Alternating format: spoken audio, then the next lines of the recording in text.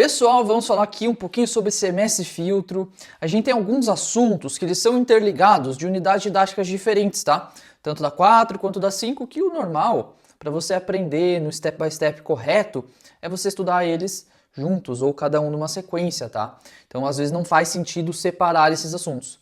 E por isso a gente está trazendo eles aqui nesse bloco de aulas para vocês. Eu já digo de antemão que você tem aqui dois grandes pré-requisitos, tá?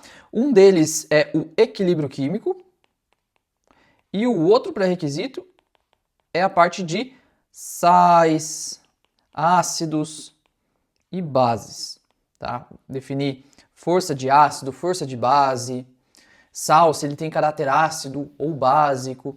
Isso tudo eu preciso que você traga como pré-requisito para esse módulo, tá? Porque esse módulo vai pegar esses conceitos, vai aprofundá-los dentro do equilíbrio químico, a gente vai chamar isso de equilíbrio iônico. Sem mais delongas, aqui vocês têm o que do syllabus são esses assuntos, tá? Vocês vão ver esses assuntos sendo percorridos aí ao longo do módulo. E como estão organizadas as nossas aulas, como está organizado o nosso bloco didático aqui para esses assuntos? Bom, então a gente tem aqui na Química Geral, a gente juntou a unidade didática 4 e 5 para fazer essa parte. Então pegamos assuntos do syllabus da unidade didática 4, da unidade didática 5 e colocamos ali para fazer sentido. E num primeiro momento você tem aulas novas que elas estão focando na parte de base para poder aprender mais aprofundado essa questão de solução tampão, tá? Então a gente focou ali em aulas bem conceituais e tranquilas sobre o que é Ka, Kb, pKa, pKb, Kw, pKs, e aí a gente foi descendo e foi falando de soluções tampão. Tá? Essas aqui são aulas novinhas, fresquinhas, que no momento da gravação desse vídeo aqui são novas.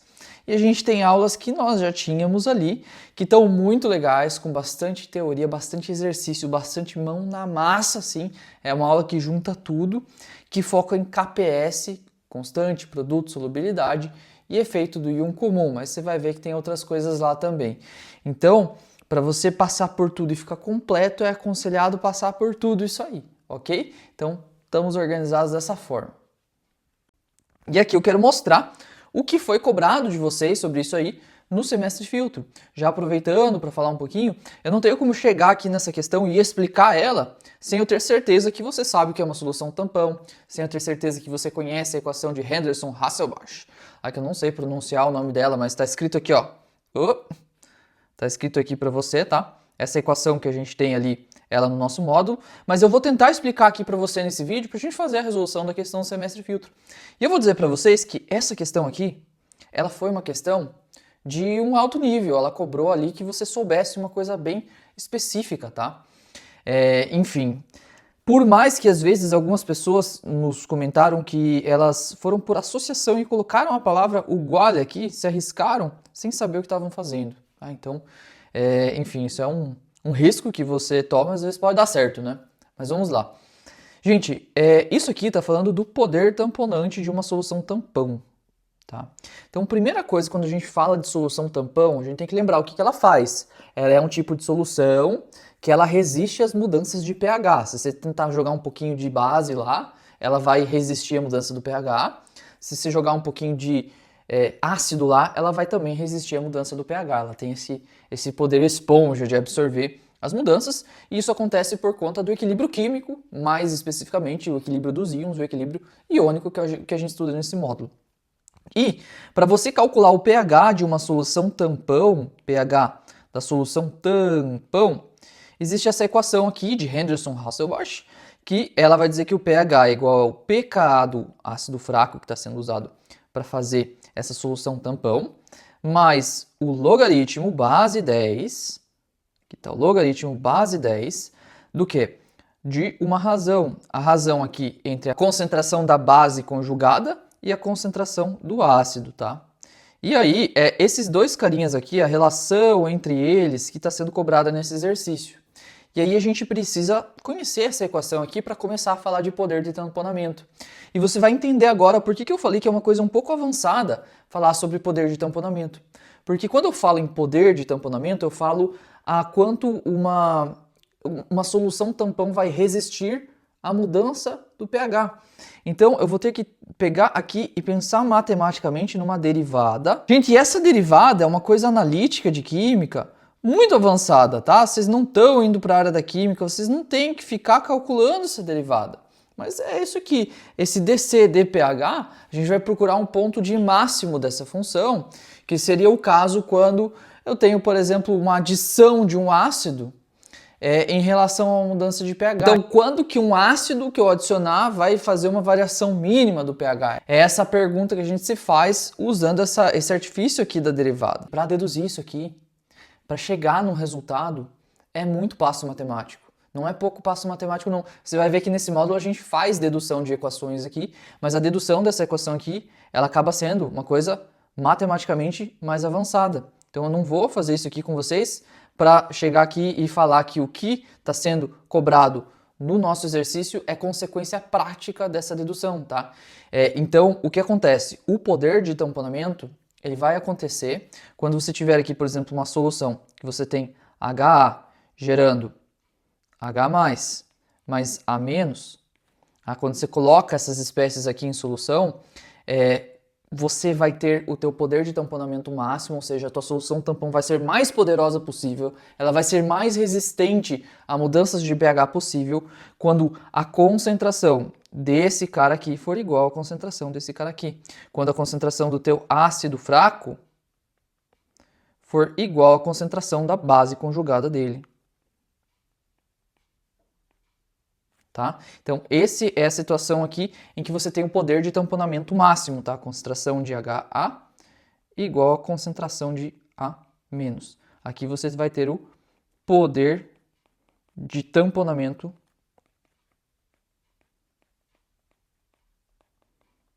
máximo. E aí você pode até ficar revoltado, mas meu Deus, eu queria entender como que funciona isso, como funciona essa dedução, e você pode fazer isso, tá?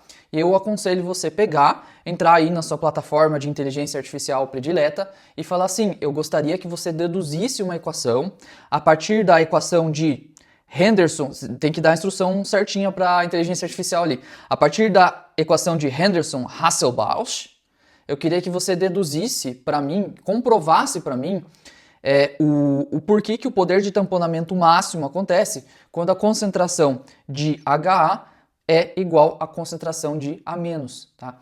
E aí se pede para a inteligência artificial fazer essa dedução matemática para você, você vai ver que ela tem muitas etapas e se você quiser, enfim, se aprofundar, você pega e faz isso aí. Eu não vou fazer isso aqui na aula porque senão a retenção da aula vai ficar 1% aqui, gente, é uma coisa que não precisa fazer.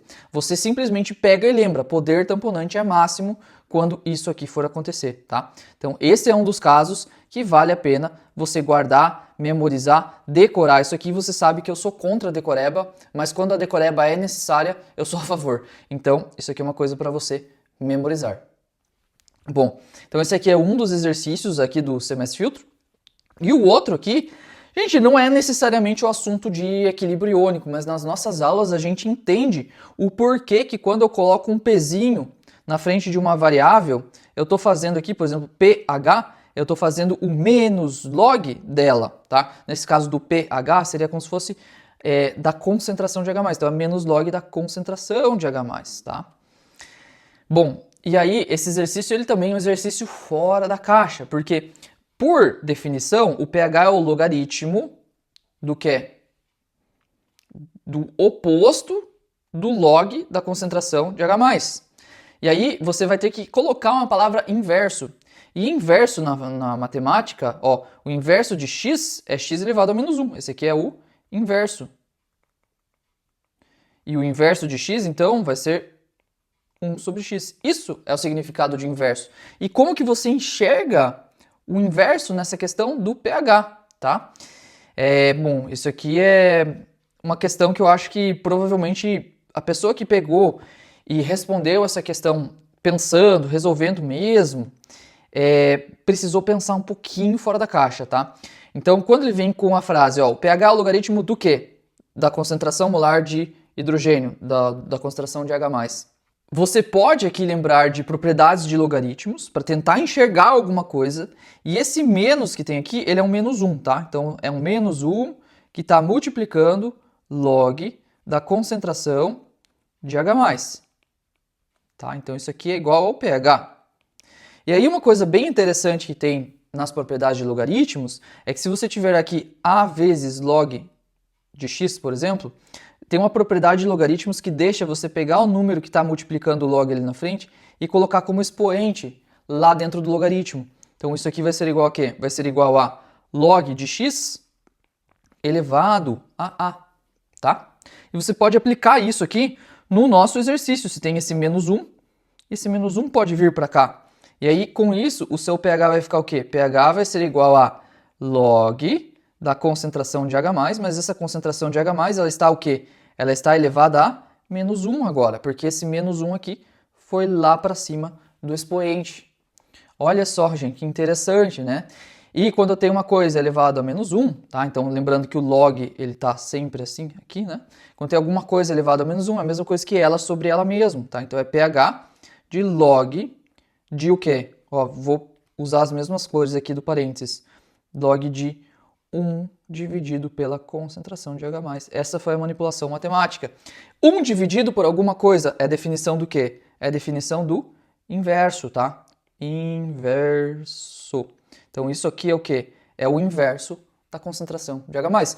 Então, você pode dizer sim que o pH é o logaritmo do inverso da concentração de H+. Não é a definição clássica, mas fazendo a manipulação de matemática, você vem e fala que isso aqui é verdade. Ele é o inverso da concentração molar de H+. É isso aí, gente. É um exercício que requereu que o aluno pensasse fora da caixa, e se o aluno ficasse pensando, é o oposto, é o isso, é aquilo, a palavra certa era o inverso aqui, matematicamente falando, a única possibilidade.